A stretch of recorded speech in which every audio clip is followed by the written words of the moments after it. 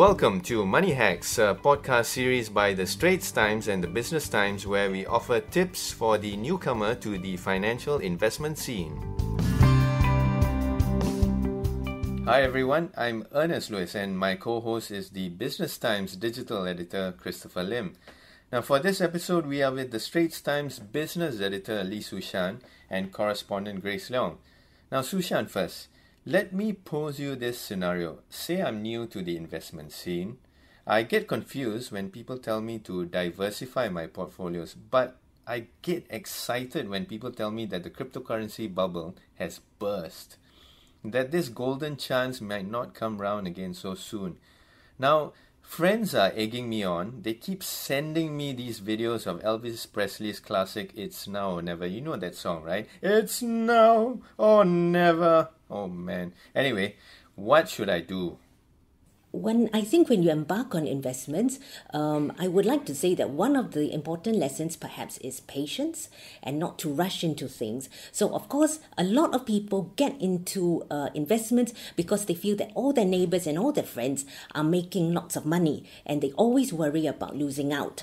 But your friends always tell you about the good stuff and never tell you about the losses that they make. So try and curb that instinct Be patient. There will always be good investments that come your way. There will always be good investments that you've missed out. But equally, hopefully, you may be saving yourself from a bad investment. Hi Grace, Chris here. Let me pose you this. After the cryptocurrency bubble burst earlier this year, we read stories about investors looking to gold instead. Now, would that be sound advice if I'm looking to invest slightly more adventurously? Well, Bitcoin has actually far exceeded the price of gold.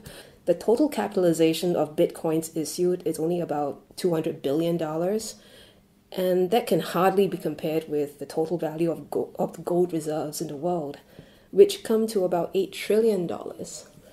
And of course, there's the estimated value of all the world's financial assets, which is at $150 trillion. And not to mention $240 trillion in international real estate. Yeah. So as you can see, that kind of puts things in perspective. That helps, but because of the media hype, everyone seems to think cryptocurrency is the new gold mine, so to speak. But it is not for now? Not yet, because there's I think there's also there's a limited amount or quantity of Bitcoin that's issued. Only 0.01% of the world population own any Bitcoin. The cryptocurrency bubble has burst, according to many people, but prices are still far higher than they were in 2017. Has the bubble truly burst? At this point, Bitcoin's actually been through quite a number of wild swings. It's not really the first time it's gone down. And in fact, since 2016, Bitcoin's actually faced five to six of such swings. And those who have been investing in Bitcoin since 2009 would know that these price swings are not uncommon. So what would actually take to burst the bubble? I would say maybe the heist of the century, like an intrusion in the blockchain system that will create a deluge of fake Bitcoins, or an adoption of a common position by all national governments and central banks to prohibit this means of payment in the name of fighting fraud. That would kill Bitcoin. Well, thanks Sushan and Grace for answering based on our scenarios of typical newcomers to the investment scene. Now to you, our listener, we'd like to invite you to pose your own questions or scenarios to Money Hacks at podcast@sph.com.sg. That brings us to the end of this episode of Money Hacks, where we help you make sense of trends and your finances. To find more podcast series, go to the Straits Times and the Business Times.